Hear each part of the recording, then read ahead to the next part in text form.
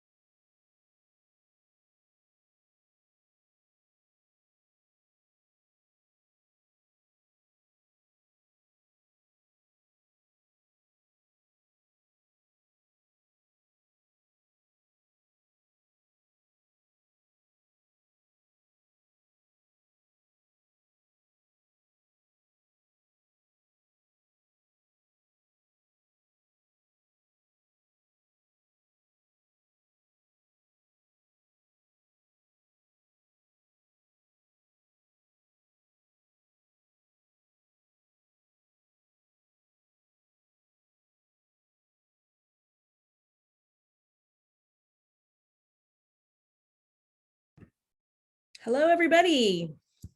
Can everybody hear me okay? Yes, hi Gina. Hi. Oh, we have a good turnout today. This is great. Okay. In lieu of knowing that everybody's busy, I'll just kind of get started here. If you've taken a class with me before, you know I go a little rogue. I don't just go from, slide to slide. I will skip some slides. I'm not great at catching everyone's chat or questions while I'm teaching. So I will take time to pause and ask if anyone has questions, okay? We'll do it that way. If I don't see you or your hand raised, it's not personal, it's just me. So just, keep pursuing and we'll get to your question. Does that sound good for everybody? Yes? Okay. Let me share my screen. Hopefully there's nothing weird on it. Let's see here.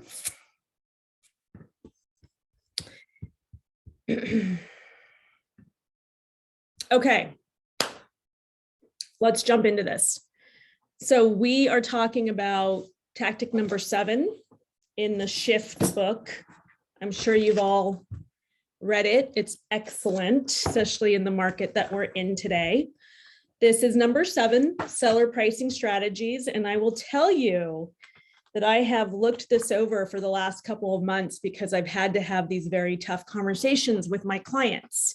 And I wanted to get ahead of the curve so that we're not chasing the market, and that my clients are very aware of what's going on and that their expectations have been met. So let's see how we do this.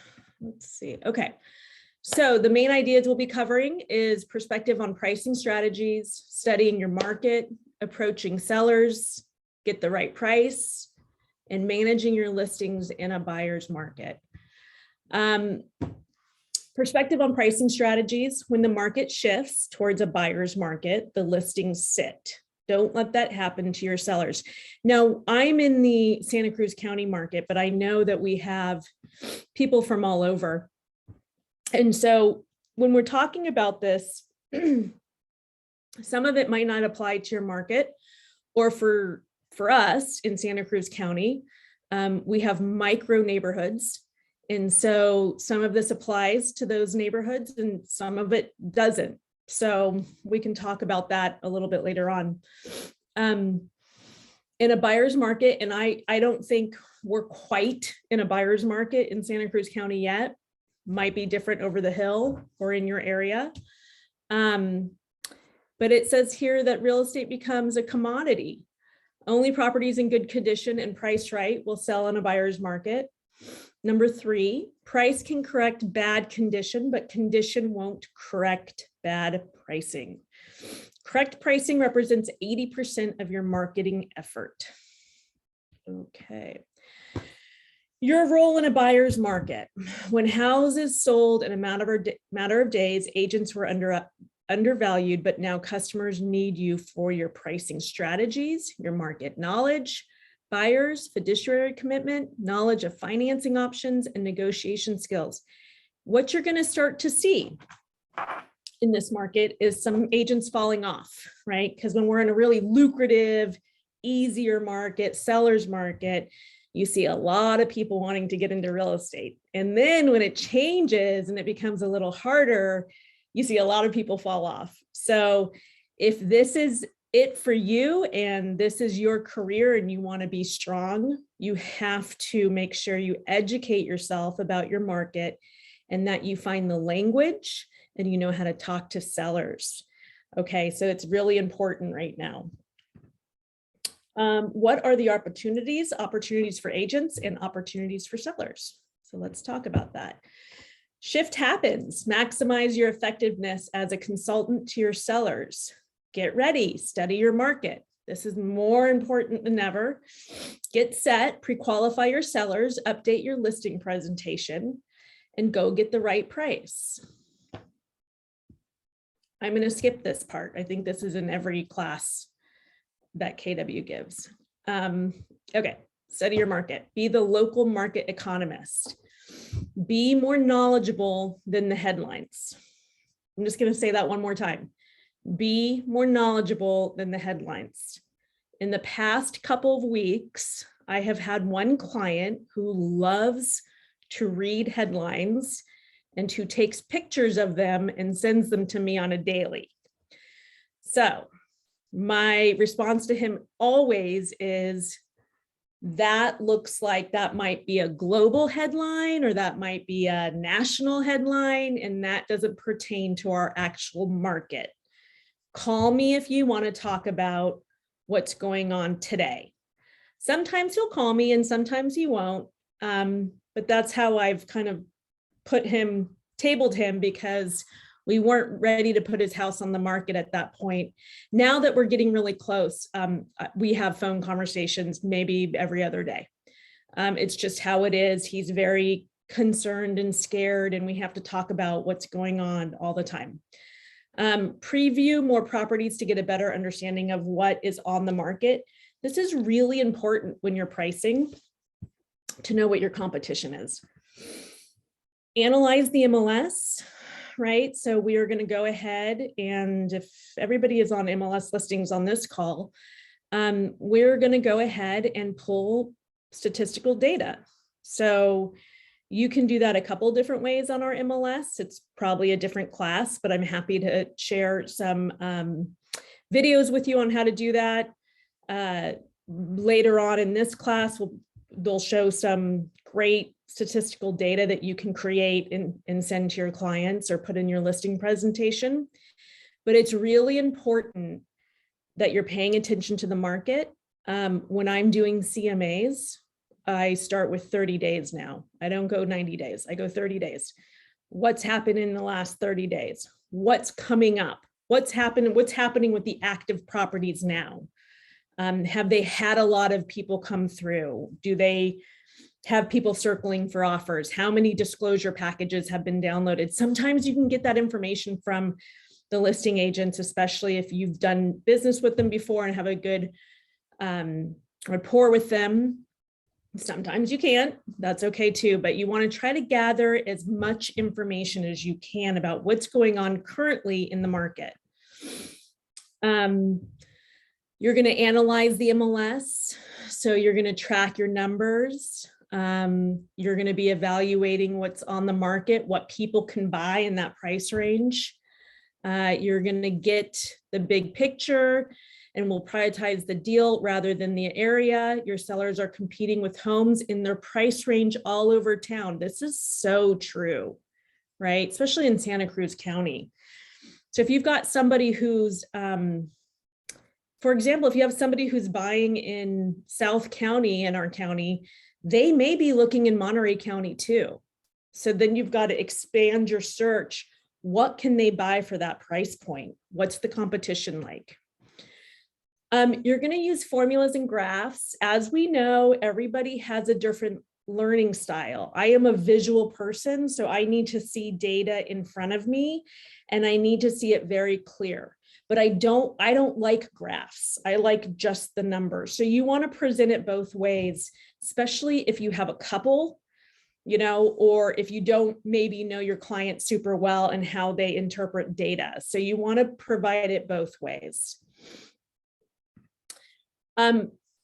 I love this actually, and I think this would be great in a listing presentation, or if you're just keeping your client apprised of what's going on. So you can use the activity index.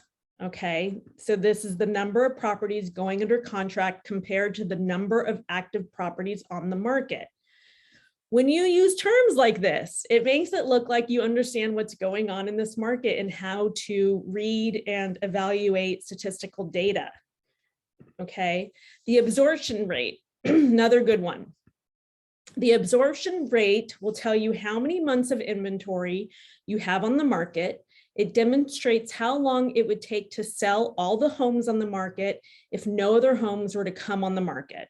Okay, so that's another thing you can throw into your listing presentation and let people know what's going on right now, current moment. Again, graphs. Many people like myself respond well to visual information. So graphs, having it written out, showing it different ways is always a good idea. Also color coordinating things, that's a good idea for people who need to see it a certain way. And really stop with people and talk about this stuff. It's really more important than ever that you get the list price right. These are some certain graphs that they go over the way that you can present it. You can create these graphs in the MLS, which is pretty easy. Also, I don't know if anyone subscribes to Aculist, but you can subscribe to Aculist or you get a couple of free Aculist reports that you can create some data with as well. I'm going to skip this. This is about your career and growing as an agent. Okay, approach sellers. Does anyone have any questions so far? And if you do, just unmute yourself and shout it out. Because again, I'm not great with the hand. I don't see all of that. So if you have any questions at this point, let me know.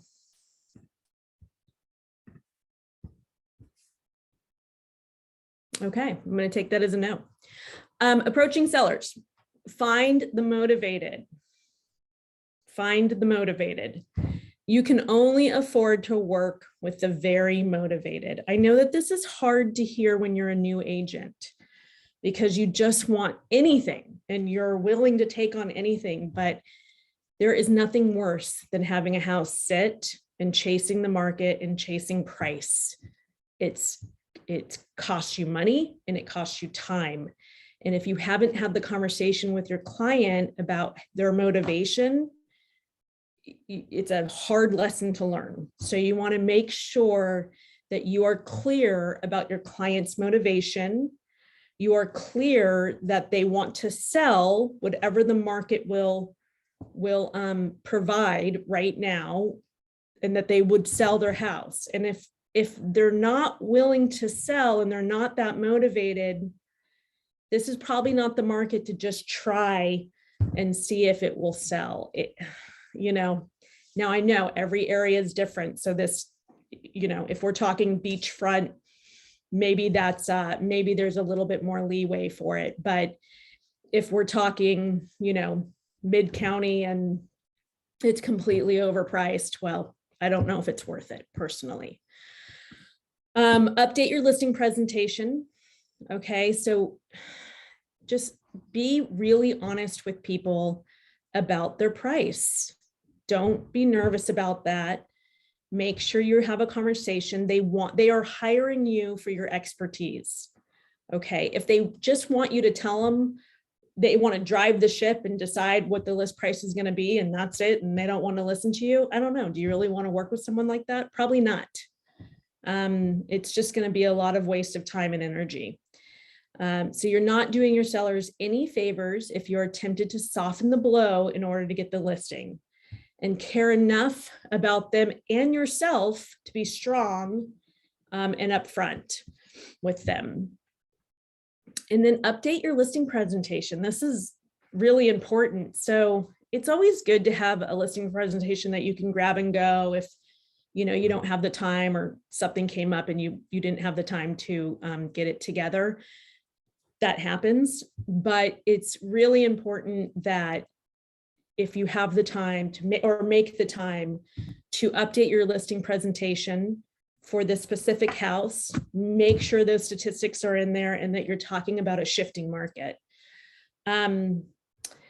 I'm not sure I would clip out articles from newspapers that support your position and send them to your sellers. If that's something you want to do, you can. It's not something I would want to do.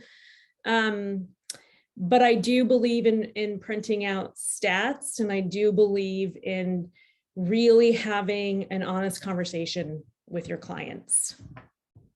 This is one, so I'm going on 18 years in this business, and I think only in the last 9 or 10 years, I have really practiced my listening skills. I think it's so important to stop and to listen. I know that when I get nervous, I tend to just start talking and like throwing information out. It's really important to just slow it down and talk to people and find out everything you need to know. If you just stop and listen for the answer, they will tell you what you need to know.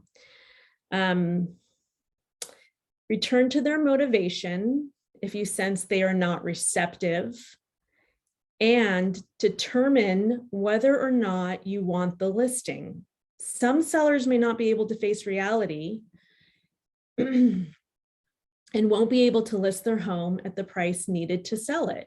So that is a conversation you have to have. Just checking to make sure I'm not getting anything. Okay, update your listing presentation, learn new scripts and dialogues. You guys, you can find all this stuff free online. There are scripts and dialogues everywhere online. So pick the ones that make sense to you, practice it, put it in your language, and make sure that you're spending some time every week practicing this stuff, practicing the conversation. This is important. I time block this stuff. I time block education into my calendar every week. If that's a podcast or if that's watching a video or reading up on something, I think it's really important. Let's see, to present MLS data effectively, you'll need to speak with confidence. This one, I didn't want to admit that it was hard for me to understand stats sometimes. And so I had a broker back in the day when I was over in the East Bay market and the Berkeley market, who really helped me understand statistics. And it took one conversation with me to sit down with her and say, I don't understand this and I'm having a hard time. And she broke it down for me. And then ever since then, it's been easy. So If you don't understand, just ask. There's somebody there who can talk to you about it. And through that conversation, it's going to give you more confidence to talk to your sellers about it. Take the time to learn new scripts so you are confident and polished during your presentation, and choose a partner from your team with whom you can practice. Again, so important. So if you've got somebody you can practice with, or a broker you can sit down with, or a mentor, you should do so that you can understand what you're looking at and how to explain it. Update your listing presentation. Again, communicate effectively, practice your scripts and dialogues, focus more on your seller's need to express themselves. That comes back to listening. Keep them talking and listen to what they tell you. They will tell you what you need to know. So just listen to it. Update your listing presentation. Again, be prepared to answer objections, address objections before they come up. You can find objections in the newspaper articles, what they're going to bring up, what they're scared about. You'll know what they are. Right now, we're in that shifting market. So there's still sellers who just aren't, they just don't want to believe. They're just not quite there yet. Buyers are there, sellers are not. And so you need to really show them data and really talk to them about it. During the listing presentation, bring up objections yourself and then sweep them away. That's not a bad idea.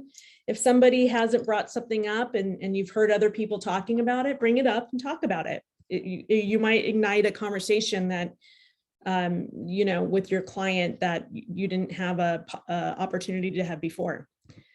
Okay, getting to the right price. Does anyone have any questions yet about talking to your seller, presenting a updated listing presentation, statistics? Hi, Gina. It's Rod from the Campbell office. Hi.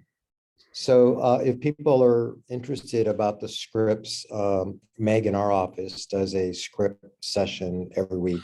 Look in the calendar, and so it's for all the offices. That's awesome. Thank you. I'm going to jump on one of those calls. I did not know that. So that's really great. Scripts are so important. And again, you make them your own, but you've got to practice them and you've got to talk about them and think about them. And that's great. So look on the calendar and there's a script class going on in Campbell. Thank you. Yeah. Okay. Anybody else with questions or comments? Okay, let's talk about getting the right price. Oh, this is a juicy one. This is a juicy one because I have been in the midst of this for a couple weeks now with sellers. And it's, I've had to use different tactics to kind of get where I wanted to go with them. And it's been interesting, but I kind of love it too. So don't miss the window of opportunity. Original price is critical. If a buyer believes a house is poorly priced, they will write it off from the start. So what I tell sellers all the time is, look, buyers have all the information you have. No longer do we live in a place where, only the realtors have the information. They can go online and they can look it all up and they can see history and they can see everything, they've right or wrong, they have access.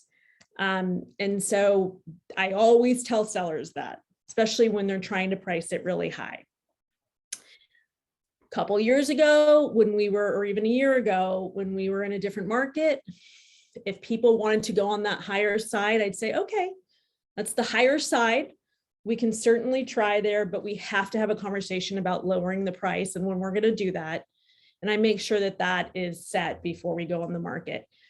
I would not say the same thing today. Today, I would say, no, that's not a good idea. We want to price it, right. In Berkeley, East Bay market, they call it transparent pricing. Over in this county, we've always done transparent pricing. So I just say this is where the market comparables are showing us price. This is kind of where we need to be, right? So I'm way more direct about it. I know that there's different ideas around that. Some people will not tell their client a list price. I think you can tell your client without saying it verbally. You can show them exactly the 1 or 2 comps you're looking at, and they will see what the price is.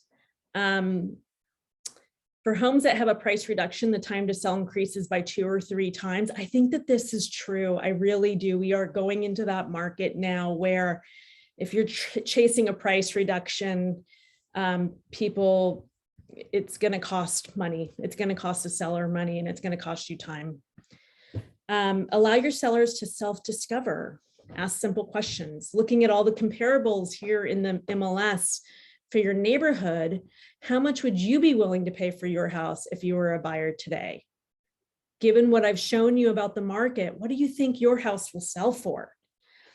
Look, what do you think we need to do? Here are the numbers, right? So open-ended questions, especially if you have a client who is kind of an alpha client who wants to be in control. It's always open-ended questions are great for people like that. Because you can kind of steer them to the right answer. Okay, the tale of 2 markets, seller's market, price versus comp, out of the market. Okay, those are just kind of showing, you can show your client people who went on high and now they're chasing a price and how long they've been on. You can show how long it takes, how it might cost them time, energy, and money if they go, if they price it outside of what the comparables are showing. Okay, we are going to skip some of this stuff. The law of supply and demand. When pricing their home, sellers need to obey the law. Seller's market. A market which has more buyers than sellers. High prices result from this excess of demand over supply. Buyer's market, a market which has more sellers than buyers. High prices result from this excess of supply over demand. Okay, so in our area, it's kind of strange because in some neighborhoods, we still have real lack of inventory. In some other neighborhoods, we don't. We have a pretty healthy supply. So our challenges are interest rates and our challenges are inflation. So it's not as simple as saying we're in a seller's market, we're in a buyer's market. We're just in a shifting market, and it's a real roller coaster. So we still have buyers and we still have inventory. So we're caught in a really in-between market over here. Again, look at your data. You probably have micro neighborhoods like we do. So it's, probably not a black and white answer like it appears here. The law of supply and demand. How can you use MLS statistics to explain the effects of supply and demand in your market? Whether the market is going up or down, you want to price your listings ahead of the market, ahead of it on the way up and ahead of it on the way down. That's very true. Manage your listings in a buyer's market. Okay. Offer phenomenal customer service, increase frequency of communication. Gosh, this one's really, really true, right? So what used to be, I could give a weekly report to a client has now turned into 2 or 3 times in the week, right? Sometimes daily if they're that type of client.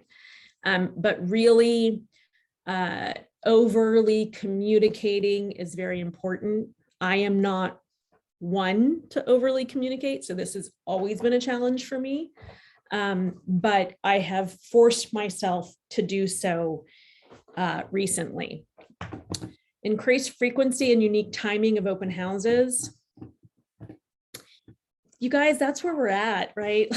Like our days in market have increased. So in some cases, you might just have the 2 open houses your first weekend and then have offers. In other cases, you might be, 2 or 3, 4 weeks of open houses before you get an offer. So make sure you prepare for that. And send your sellers regular market information updates. So again, over communicate. Get price reductions, overpriced listings. Okay, so It's always good to have that conversation with your client. Even if you think you're going on at the right price, you want to find out what their bottom price is and what they're willing to do for price reductions. I have a house coming on in a couple days, and I just had to have that conversation. What happened was they got fearful. And so then we had to have the conversation of, listen, this is not a fear-based conversation. This is just, we need to be realistic. And I want you guys to not be surprised if it happens. So, but we did have to have it, and we got over the hump. Everything's fine, but we had to have multiple conversations around it. Okay, scheduler reductions, getting into the next bracket, keeping carrying costs low, mind your language, know when to call it quits. Okay, fair enough. Auction your listings. Create desire for your listings by marketing well-priced and staged properties as coming soon. I think this is so important. So we were the last market we were in, we didn't necessarily have to do a coming soon. You could throw it on the market and you could have offers within 7 days or less. Now I think coming soons are super important because people will know it's coming. If they're looking at a house that they're kind of like, oh, I don't know, they might wait for your house to hit the market. So if you can get it done, get it done. Even, and I'm going to say this, I am not one for agents taking their own pictures of listings. I think you should hire a professional photographer, but for coming soon, sometimes your photos are coming and then you're going on the market. If you can get a nice camera and take just one photo, because you do have to have one photo for the coming soon, then at least you can get it on the market as a coming soon. Another way to do coming soons is just to call or have an email list of top listing agents or top producers in your area and send them out an email. Hey, I've got it coming soon and here are the details, so that they know. You want to establish a correct market price. You want inspections and you want it staged. So in our area, I know over the hill, it's very different. In our area, people are getting a little bit better about staging. But I think now more than ever, getting things repaired, showing it properly, having it staged, all of those things are so, so important. Put up coming soon yard signs with the date of the MLS opening. I don't know if we can do that anymore. Can we do that? Does anyone know if we can put coming soon signs out? I think it has to be on the MLS too as a coming soon. I could be wrong. If anyone has information. No, you're not wrong. No, you're absolutely right. You need to make Okay. sure that you got it in a MLS do not show before you do any advertising.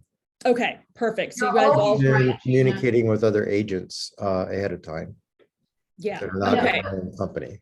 So you are have to have it in coming soon first before you communicate about it. Is that correct? Correct. Okay. So everybody heard that. Yeah. Sometimes, I mean, even though I've been doing this for so long, sometimes I have to remind myself of what the actual rules are, it changes, and it's sometimes hard to keep track. Wait a week to 10 days without showing the house. Again, I mean, you try to do that. I don't know if if the timing works out that way. Okay. Offer seller concessions. Oh, we haven't had to do this yet, but maybe we're getting there. What would seller concessions be? Carpet credit, appliance credit. God, we used to see these, I think back in when we hit that first crash of the market in 2009, I think I saw more concessions than ever, but we might be coming back towards that a little bit. So some seller concessions. Can you see me? Yeah. Hi, can you see me? I can see you. Remember back in the day when they would put a banging car in the garage and tell you for a full price offer the car came with? No. When was that? I started in 2000, so I want to tell you it was like back when Days on you would get like a 2-year listing. Yeah. Yeah. Ever to sell a house, yeah. Oh So man. probably like 2003-ish. Okay. That's when I came into the market as an assistant on a team. So I didn't see that stuff, but I, you know, They I didn't hear want you to about know it. the car. Yeah. So we might be getting back to some seller concessions, something to keep in mind. Another one that I could offer Yeah. is with the increase of interest rates, they could offer some points to buy down the interest rate. Ooh.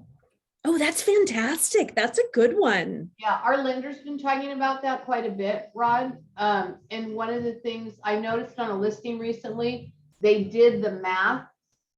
You know, seller will offer this or this for XYZ price, and it was like a buy down or a reduction. And the buy down cost the seller less and got the buyer more than a price reduction. And it was actually in the private remarks. That's fantastic. That's a great idea. Elaine, you want to put your Jaguar in the garage? I don't have a Jaguar anymore. I She's sold on a- mine she's- too. she's- I've gone to the on a dark Porsche. side. Okay, there may be no single factor more important to getting a home sold than its price. Yes, I think price is pretty important, as we know location is too.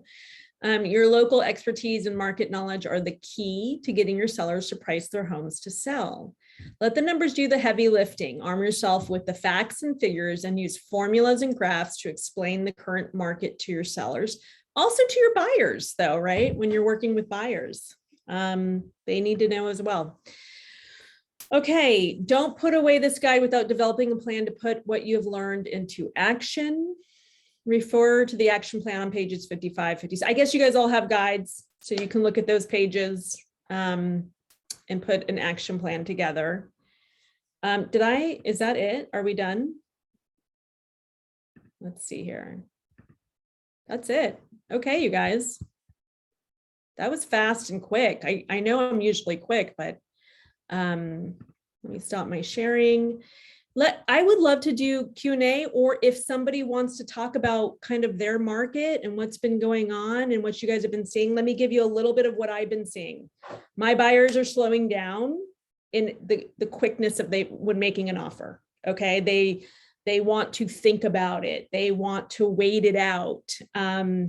That's what they've been doing. They're still making offers. They're just not doing it as fast. And then my sellers have been pretty good, I have to say. They've been listening to me.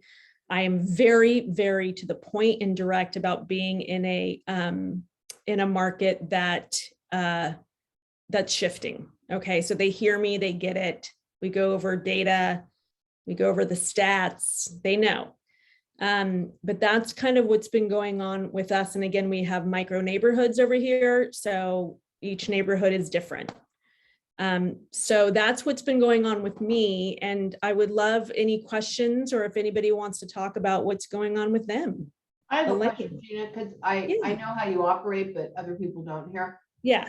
How do you take the seller that's emotionally attached to what they think the outcome of the transaction should be, based on the reality of what's happening, and move them from an emotional place on their pricing to a rational place in the pricing? Yeah, that's a good question. So it's a lot of conversations, and it's a lot of getting to the heart of their motivation, right? So what is their motivation? Let's go back to motivation. Oh, I want to be with my kids in Washington. Okay. So we keep going back to that when the conversation gets tough and they're using an emotional approach to it and not a mathematical approach to it, right? So if that motivation is strong enough, they will sell in this market and they will take what they get, because your house is only worth what someone's willing to offer for it. So if they get to the bottom, with this one client I have going on, I know her bottom. And if we get to that point, they're going to rent it again. And I think we will sell it, so we're fine. But their motivation is they want to pay off other loans that they have in different markets. And it's a strong motivation because they're close, they're retired, they want to get it done. But there's two of them, brother and sister, getting one of them that's very emotional on the same page as the other one in terms of why they're selling and what they can get for it, and bringing them back to their motivation. And do you really want to be a landlord right now? No, they don't want to be a landlord right now. I know that. So yeah, that's how I do it. Anybody else? Yes, a question. The flip side of this, what can you do in the current market to motivate the buyers and especially deal with the concern? What if I buy now and then the property will be worth later? And there are two aspects to this question, right? One, if you are a listing agent, if you have a listing, right? And maybe you have, buyer from a sign call or open house, right? And the opposite, when you're working with buyers, right? And you're helping them navigate the market. So anyways, could you talk about motivating buyers? Yeah, absolutely. So the way that I am with buyers is I am not a pressure salesman. So the first thing I do with buyers is, well, let's find out if it is the right time to buy for you. And I go through a list of questions. I feel like with buyers, they respect that. They like that. They tend to get to the place where they see the value of buying right now. But we have conversations about it. And part of that conversation is, how long do you plan to be in the area? Do you have anybody helping you? How much can you afford to pay? Like, we just go through it and we just decide, is it the right time for you to buy? I talk about things like, listen, you buy now, it might dip down, it might come back up. Interest rates are expected to go back down in the beginning of next year. We talk about that. We talk about refinancing. We talk about write-offs. We just talk about all of it. And typically, I feel like in our area, in the Bay Area, people understand the value of buying. So yeah, hope that answered. Go ahead, Rod. Can I add also, Dimitri? I think part of this is a mindset for us, especially if we are used to the crazy markets of advising clients to bid overprice. Don't do any contingencies. I think we need to be more listening to the buyers and just write up what they want. So I think you might find some success there to just change our own mindset. Well, I wouldn't say that this is really the issue, right? Because I'm sure there will be lots of buyers who would love to buy at a huge discount, right? The question is how realistic is to get it.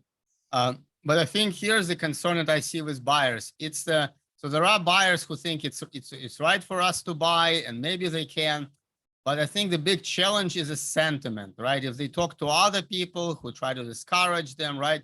So I just did something on Facebook yesterday. I posted, the day before yesterday, I reposted a meme, like a quote from Dave Ramsey saying it's a great time to buy. The price is not going to go down. They're going to keep. I'm not sure I was too surprised, but yeah, I was surprised. I was surprised with how much hate I got. A lot of people just showed up and started saying, how can you be telling people to buy? The market's going to drop. It's going to go down 30%, right? And it seems like there was a mix of people who want to be rational, who want to look at the data. And then there are people who just want to wallow in negativity and drag others in there with it. So what I think is the biggest challenge with buyers is how to manage their mindset and how to counteract those influences. I would love to get some additional thoughts, insights on this. Well, and by the way, you can go on my Facebook. You can read the post. It got 160 something comment. Some of them, they got really personal with me. Some of them were just saying, "You are a bad guy for posting this," right? So it's not that it's not that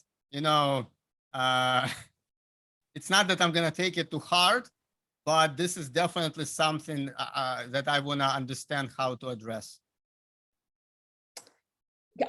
I'll respond to you, Dimitri. So first of all, what a wonderful opportunity. You got 160 people. Well, that's amazing. And I know that some of them were negative, but what a wonderful opportunity to be able to reply to those people who are negative with your knowledge with your level-headedness, and you can talk to them about how we have micro neighborhoods, how buying might not be right for everybody, but you're happy to provide them with some information on their specific area. I mean, I think it's a great opportunity, and you're not going to sway everybody, and you don't need to, but it gives you a platform to talk about what you know and to show people that in some cases, it is a great time to buy. Not in everybody's case, but in some cases, yes. Yeah, and I think I had a mix of people. There were a few people who were actually listening, and there were a few people who just showed up specifically to spew invective and Yeah. say, I'm smart because I'm predicting the crash. That was really their message, Yeah. right? Because I will be smart, I will wait, and I will buy it further down the road at a big discount. And the big challenge is when other people are hearing the same type of messages. This is a real challenge, right? Because we can be saying all the right things to the buyers one-on-one, but then they're gonna go talk to some negative Nellies.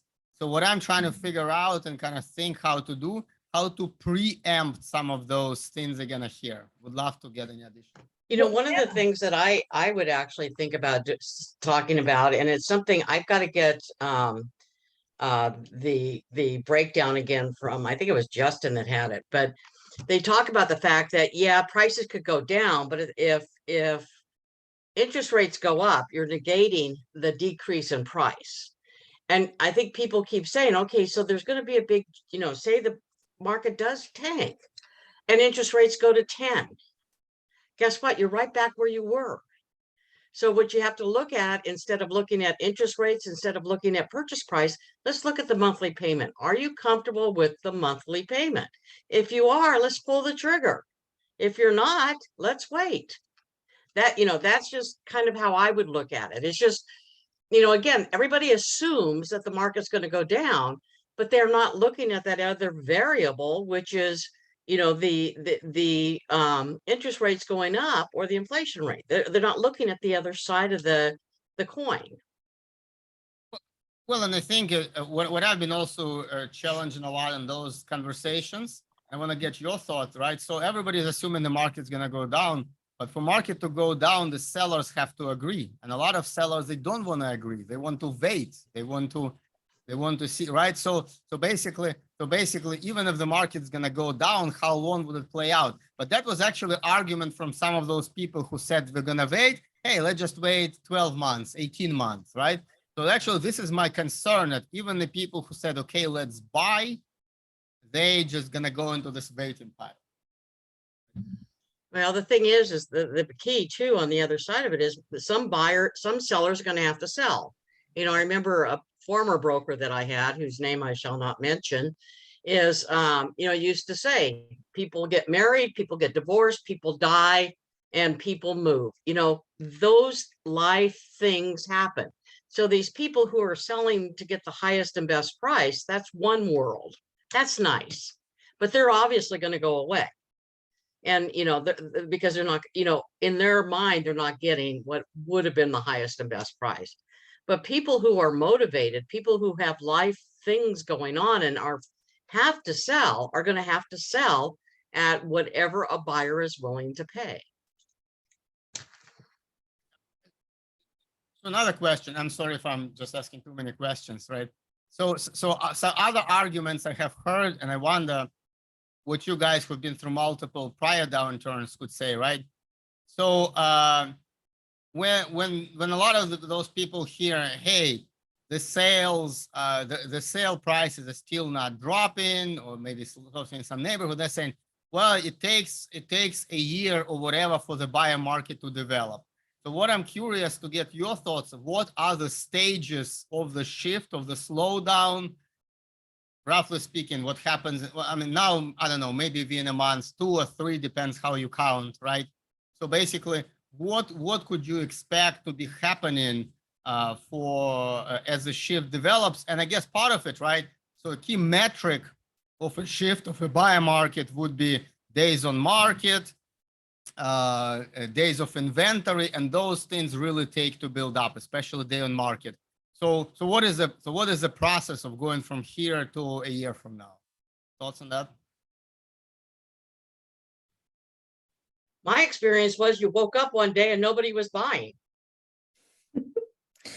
Dimitri, I don't know if we have a crystal ball here to tell you what's going to go on in a year from now. So again, it's micro neighborhoods, we follow the trends. And like Renee said, there's people who always have to sell. And there's people who always buy. It doesn't necessarily mean it's dictated by the market. So I think if you're trying to answer a question nationally to multiple different types of people in different areas, it's going to be really hard to do. But if you're focusing on a certain county or a certain area, then, we follow the trends and we listen to economists and you try to have answers in place. But like Renee said, does the payment make sense for you right now? Because you're either paying rent or you're paying a mortgage. So you have to decide which makes sense for you. And I think it's a great opportunity, since you have such a strong following on Facebook, to do some videos regarding these objections and answer the questions, right? And put them out there. Because I'm asking those questions to get some points for the videos. I'm working on launching for YouTube channel. So that's. Yeah, and then you can always call me afterwards and we can talk directly about those objections, just so we can keep the conversation moving forward. Rod, go ahead. So just to add, Dimitri, what you might do is be transparent about what are the indicators you're looking at that they can also watch. Jobs, right? You already mentioned days in the market, inventory, months of inventory, what the median home prices are doing in a particular hyper neighborhood, whatever you're serving. So, let them know what you're looking at and they can track it too. And then I think the thing to caution is the media. You got to really understand, they want to sell their publications, right? So you got to do, when someone makes some claim in the media, I think it's important to understand what they're saying, what is the truth of the data, and what are they missing? Well, and to the point, right? There was one guy in this thread, and by the way, it wasn't 160 people, it was 160 comments, and about 50 of them were from one guy, like a real troll. And this guy kept saying, "Oh, look at the contract cancellation numbers. Cancellation." It's like, wait a minute, show me the sale prices, right? Show me that actual transaction sale. No, you don't understand. It's coming, right? So it's like, it seems like a lot of people are in a cycle of negative emotions that they are trying to spread. And I think this is the biggest challenge that needs to be counteracted, in my opinion, because the emotions get people uncertain of their decision making, and that's how everything gets delayed, and that's how everything slows down. Mm-hmm. Well, that's another area you could talk about. I mean, I don't want to feed on this negative energy guy that posted a bunch, but certainly cancellations is hitting the news, but you can just explain why cancellations happen. Yeah. Often it's misset expectations of the seller, right? So, but you could make some honest comments about that. I think that's a great point, Rod. I mean, you just talk about what's being said out there, and give the information that So Can I share? Change everybody's mind. Go ahead, Renee. Sorry. No problem. No problem. And you may have talked about this, but I want to share, and I apologize for being late. I was at Rotary listening to Senator John Laird. Anyway, one of the things that I've experienced, as y'all know, I do the adult village. Everybody knows I do the adult village. Interesting. There were 3 houses that came on the market after I put one on at $499. It was in rough condition. It's one of the duplexes, but I put it on at $499. Immediately after, 3 other homes came on the market that were the exact same 2-bedroom, 1-bath, 900 square feet. One came on the market after I was in escrow, but one came on at $545, one came on at $539, and one came on at $570. Mine at $499 got bid up to $550. It just closed escrow. The others are sitting there. Now they're at the $550 price range, right? They're nicer looking, aren't they? They are. I mean, they are looking nice, but because they priced it where they wanted to get it, as opposed to getting the most interest, they're sitting on the market. I feel so bad for them. So, you know, pricing is going to be key in this upcoming market. Pricing is key and neighborhoods are key, as we know, right? Mhm. That's not going to work in every neighborhood, pricing it lower than what you're Right. going to take. But that's a really good point, Renee. Thank you. Does anyone else have any stories out there, boots on the ground, things you're going through, things you've seen? Well, to Renee's point, it's kind of like, Mr. and Mrs. Seller, do you want to be on the market or in the market? Right. Right. That's a That's an old Keller Williams thing about, and then anyway. That's good. Yep. Hey, for us newbies to Keller Williams, we need to hear those things. I think I need to just throw this out here. So I had a very different mindset in 2008, 2009, because I walked around with my fingers in my ears and thought that what was going on was not going to happen in Santa Cruz County. Okay. I have to tell you though, that ignorance was bliss. In 2008, 2009 were probably the very, very best years I had ever selling real estate. Because I came from a place of, it wasn't Chicken Little, the sky's falling. It was, how can we take advantage of this opportunity? And I didn't know any better. Okay, this was not strategic by any stretch of the imagination. It was just my lighthearted exuberance, overly enthusiastic self. Now, until the market crash personally impacted me, I went around with this unicorns and rainbows. But what that did, I believe, was it attracted other people who were looking for an opportunity, because I wasn't doom and gloom. I was very realistic about what was happening. I did a lot of short sale business, and one of my speeches at the time was, you're going to hate me at some point in time in the transaction. And they're like, oh, well, we could never hate you. And I'm like, oh yeah, you will, because you're going to have to blame someone and it'll be me. And it's okay, because I have enough friends. I don't want to be friends with you anyway.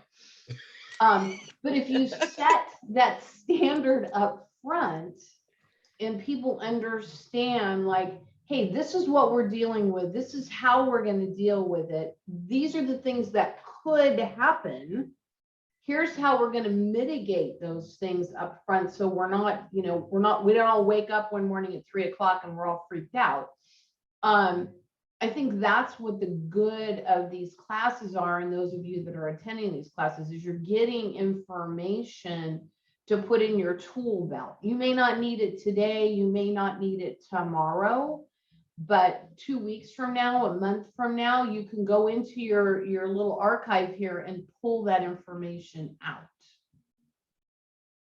And a lot of how people deal with you in all aspects of your life, not just regarding shift, is what is your mindset? Because your tribe will meet you where you are.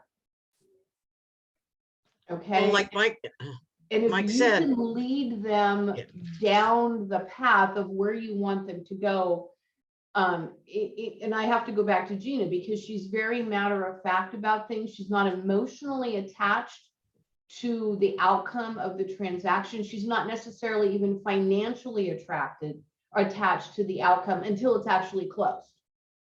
It's more about the service that she can provide for the people who need her at this moment in time. And that's what develops the long-term relationships that will get and garner future business. So I think that if you take the information and ask the questions, because we've got there's only a few of us here, but you have a wide range of experience and opportunity right here that you could plug into. And these are people that actually genuinely want to help those of you that haven't navigated this before, to not make the mistakes that we made and or saw other people make. Am I like? I think you're right on, Elaine. And it's really, man, I took the road of hard knocks when I first got into the industry. And if I can help anyone avoid some of the stuff that I went through and some of the tears, going through that 2008 crash, woo, it hit all my family is construction. They're all entrepreneurs. Everyone took a nosedive. Everybody around me was taking nosedives. But I will say that I only had one client who actually had to sell. as a short sale. Everyone else stayed above water, and that was really lovely to be a part of. But knowing, like Elaine said, having this stuff in your tool belt is really important, because we are on a roller coaster and this market is going to go like this for a while. Okay. So we just have to be prepared. And the more confident you can be when you're talking to someone, especially about price, the better received you're going to be. And when you go up against people who are still in the mindset of going, oh, sure, we'll just put it on for whatever you want, you now have the information where you can talk about that and why that's not the best approach. So well said. Anyone else? Any other comments or questions? No questions are dumb questions. You got a lot of people here with experience. I like what Mike said yesterday, and I think we have to keep reminding ourselves we're going into a market where it's a skilled market, where agents are going to have to know more than putting up a sign and looking at multiple offers and coming up with the best offer. This is going to Amen. Well, and here's Which- here's the 80-20 rule right here, right? exactly. You've got 3 offices on here. This is a key session. I mean, seller pricing strategies is what's going to drive the entire market. And there's 14 people on here. So what does that tell you? That those 14 people are probably going to stay in the market and be successful agents. Right? Because now we start to see, as you know, as a manager, Elaine, people start dropping off. They got licensed, they had a hurrah, and now it's too hard. So they go away, so. And now, I mean, that's one of the reasons why I think I could say we all got into this business, was because it changes every day. Yeah. You're constantly having to learn and grow and change and navigate and do the dance and not do the dance. This is a new band that's on stage, and we just have to learn their dance moves.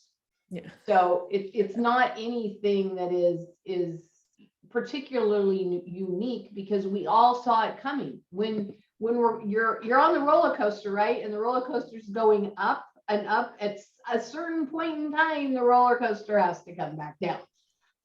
Right. So, yeah, I think it's great. I'm actually excited about it to see what it washes out. Yeah. Well, and the people that are at risk, we were having a meeting today at the Santa Cruz Association, and the people at risk are not the ones that are only, there's 15 people, new agents joined the association last month. Oh, wow.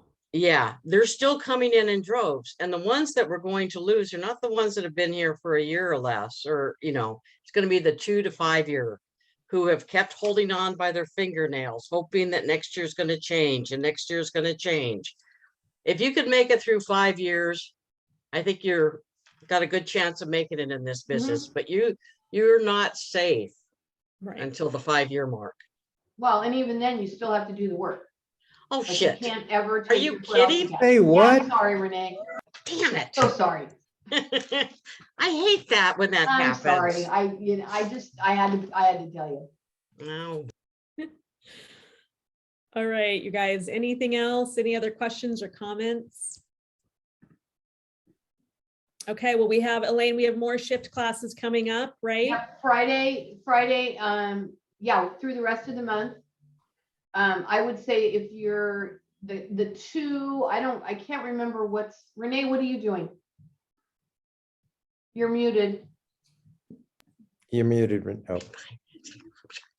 I'm doing Seller financing options, which will be great, because you can probably talk about buy downs and what that looks like.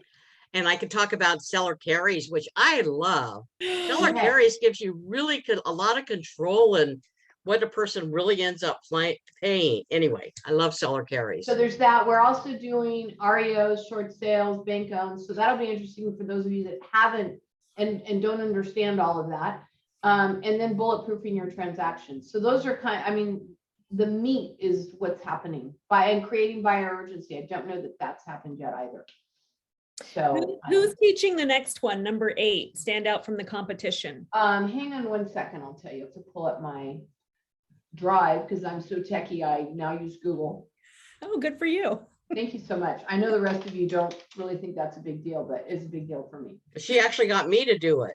Oh, good for you, I'm Renee. still trying to get her off Outlook, but one Oh, thing at a time. So Yvonne is doing, on the 25th, does creating urgency and then seller financing. Which one were you asking about? stand out from the competition, number 8.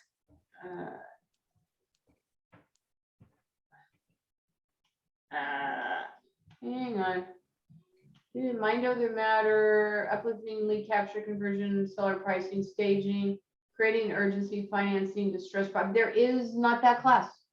Oh, okay. Well, let me talk about it really quick because one thing I never, I was always back in the day wanting to see other people's listing presentations. And if I had a client who got one, I'd say, oh, let me look at it, and I will tell you that the one thing I never see is agents talking about their education status, like classes they've taken, how they stay apprised of the market, what's going on, how they keep, how they really put education first. And I think for people on this class, you obviously are data collectors and you like to educate yourself. That's one thing you can do in your listing presentation to stand out from your competition. Something to think about. And you can also look into the GRI classes, which I think are online, which is the Graduate Real Estate Institute. Yeah. You can look at CRS, it's called something else now, which is Certified Residential Specialist. You can look at ePro, which is designation for a pro for, and you can look at SRES, which is the Senior Real Estate Specialist certification. There's a lot of certifications that NAR and CAR have that'll blend right into what you're talking about, Gina. Yeah, and also, what's the program called through the association where they do the series, the 9 classes about the county, 8 or 9 classes? There's a certificate for that, which is super great. I took an online class for negotiations and conflict resolution through Colorado State. You can do something like that. That makes you stand out. There's so many things you can do, and that's, it's hard to stand out these days. So if you can say, look, I take this very seriously. I'm a full-time agent, and here's the stuff that I do to make sure I'm, I know what's going on and how to best help you. I mean, it's, it's a pretty big deal. Okay, I think that's it, unless anyone else has a comment. Thank you for your time, all of you. Bye, you guys. Thank you. We'll See you in the see next you class. Friday. Okay, see you then.